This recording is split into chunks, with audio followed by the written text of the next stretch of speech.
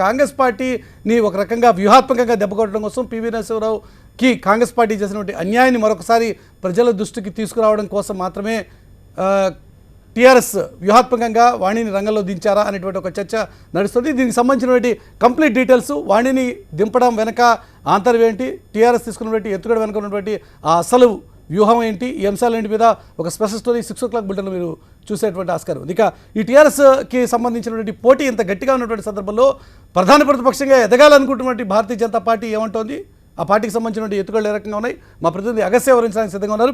అగస్త్య, ఏమంటుంది భారతీయ జనతా పార్టీ? ఒకటి సిట్టింగ్ స్థానం, ఆల్రెడీ సిట్టింగ్ అభ్యర్థిగా ఉన్నటువంటి సిట్టింగ్ ఎమ్మెల్సీగా ఉన్నటువంటి రామచంద్రరావు.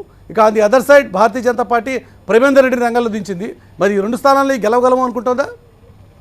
ఖచ్చితంగా ఈ 2 ఎమ్మెల్సీలను బీజేపీ చాలా ప్రెస్టీజియస్గా తీసుకుంది. ఎందుకంటే ఒక పక్క దుబ్బాక, రెండో పక్క జిహెచ్ఎంసీ ఎలక్షన్స్లో కొంత విజయం సాధించిన బీజేపీ అదే ఊపును ఇక్కడ కూడా కంటిన్యూ చేస్తే ఈ తర్వాత వచ్చే ఎన్నికల్లో కూడా అది కొనసాగుతుంది. కాబట్టి ఈ ఎన్నికలను కూడా చాలా ప్రెస్టీజియస్గా తీసుకుంది. మీరు చెప్పినట్టుగా సిట్టింగ్ సీటు హైదరాబాద్, రంగారెడ్డి, మహబూబ్ నగర్లో రామచంద్రరావు ఆల్రెడీ సిట్టింగ్ ఎమ్మెల్సీగా కొనసాగుతున్నారు. ఆయనకే మళ్ళీ తిరిగి ఈ సీట్ను ఇవ్వడం జరిగింది. ఆయన కోసం కిషన్ రెడ్డి, లక్ష్మణ్, ఇతర గ్రేటర్ నాయకులు, అదేవిధంగా పాలమూరు రంగారెడ్డికి సంబంధించిన నాయకులు ఇప్పటికే అనేక సన్నాహక సమావేశాలు పెట్టారు. ఆయన కూడా ఒక స్పెషల్ యాప్ తయారు చేసుకున్నారు.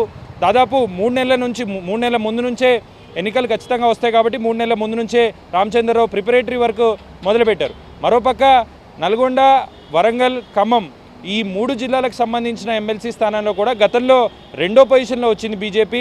దాన్ని ఈసారి మొదటి పొజిషన్లోకి వచ్చి అక్కడ కూడా గెలవాలని ఒక ఆలోచనతో బీజేపీ ఉంది. అది కూడా ప్రెస్టీజ్గా తీసుకున్నారు. ఈరోజు నామినేషన్ వేస్తున్నప్పుడు కూడా నాయకులు పూర్తిగా స్ప్లిట్ అయ్యి ఇక్కడ కిషన్ రెడ్డి, మురళీధర్రావు, ఇతర నాయకులు రామచంద్రరావుకు మద్దతుగా ఆయనతో పాటు కొంత ర్యాలీలో పాల్గొంటే అక్కడ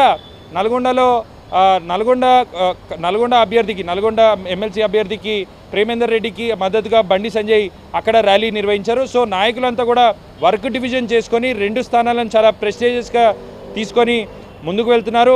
ఒక పక్క సిట్టింగ్ సీటు, ఇంకో పక్క గెలవాలి, సెకండ్ పొజిషన్లో ఉన్నదాన్ని ఫస్ట్. కానీ చివరి నిమిషం వరకు అగస్త్య హైదరాబాద్, రంగారెడ్డి, మహబూబ్నగర్ కాన్స్టిట్యున్సీకి సంబంధించి చివరి నిమిషం వరకు కూడా ప్రొఫెసర్ నాగేశ్వర్కి టీఆర్ఎస్ మద్దతు ఇచ్చేటువంటి ఆస్కారం ఉంది అనేటువంటి కొంత స్పెక్యులేషన్స్ నడిచాయి. కానీ ఆఖరి నిమిషంలో పివి నరసింహారావు గారి కుమార్తెను తీసుకురావడం, వాణి గారి రంగంలో దించడంతో ఒకే సామాజిక వర్గానికి సంబంధించినటువంటి ఓట్లు రామచంద్ర వర్సెస్ వాణి మధ్య చీలిపోయేటువంటి ఆస్కారం లేదా? అది భారతీయ జనతా పార్టీకి దెబ్బ కదా? మరి ఆ భారతీయ జనతా పార్టీ ఆ ఎత్తుగడని, కేసీఆర్ వేసినటువంటి ఆ ఎత్తుగడని ఏ రకంగా ఎదుర్కోవాలనుకుంటుంది? సో మీరు చెప్పినట్టుగా అందరూ టీఆర్ఎస్ ప్రొఫెసర్ నాగేశ్వరరావుకు మద్దతు ఇస్తుందని ఊహించారు. కానీ అనూహ్యంగా పివి నరసింహారావు, దివంగత ప్రధానమంత్రి పివి నరసింహారావు కుమార్తెను తీసుకొని వచ్చి రంగంలో దించారు. అయితే బీజేపీ ఇది కూడా తమకు అడ్వాంటేజ్గా మారుతుందని ఒక సంకేతాలు, ఒక అంచనాకు వస్తుంది. ఎందుకంటే పివి కుమార్తె ఎప్పటివరకు క్షేత్రస్థాయిలో పనిచేసిన ఎక్స్పీరియన్స్ లేదు. పూర్తి స్థాయిలో రామచంద్రరావు అయితే పూర్తి స్థాయిలో ఆర్గనైజేషన్లో పనిచేసిన వ్యక్తి, సామాజిక వర్గం కావచ్చు, లేదంటే ఇతర సంఘాలు ఏవైతే ఎన్జిఓలు ఉన్నాయో వీటన్నిటితో గత కొన్ని సంవత్సరాలుగా కలిసి పనిచేస్తున్న వ్యక్తి కాబట్టి అతనికి కొంత అడ్వాంటేజ్ ఉంటుందని భావిస్తున్నారు. ఒకవేళ ఈమె వచ్చినా కానీ ఏదైతే ఓట్లు ప్రొఫెసర్ నాగేశ్వరరావుకు పడాలో ఆ ప్రొఫెసర్ నాగేశ్వరరావుకు పడాల్సిన ఓట్లు మాత్రమే చీలుస్తుంది తప్ప బీజేపీకి పడాల్సిన ఓట్లలో ఎటువంటి చీలిక ఉండదనేది బీజేపీ అంచనా వేసుకుంటుంది. బీజేపీ చాలా స్పెసిఫిక్గా టార్గెట్ చేసి, అంటే ఏ సెక్టార్కి సంబంధించిన ఓట్లు ఉన్నాయో ఆ సెక్టార్కి సంబంధించిన ఓట్లను టార్గెట్ చేసి క్యాంపెయిన్ చేస్తుంది. మరీ ముఖ్యంగా ఒక ఇంపార్టెంట్ పాయింట్ కూడా చెప్పాలి. దాదాపు అక్కడ ఇక్కడ ఈ 2 ఎమ్మెల్సీ స్థానాల్లో 40,000 నర్సు ఓట్లు ఉన్నాయి. నర్సులుగా పనిచేసే వాళ్ళ ఓట్లు 40,000 ఉన్నాయి.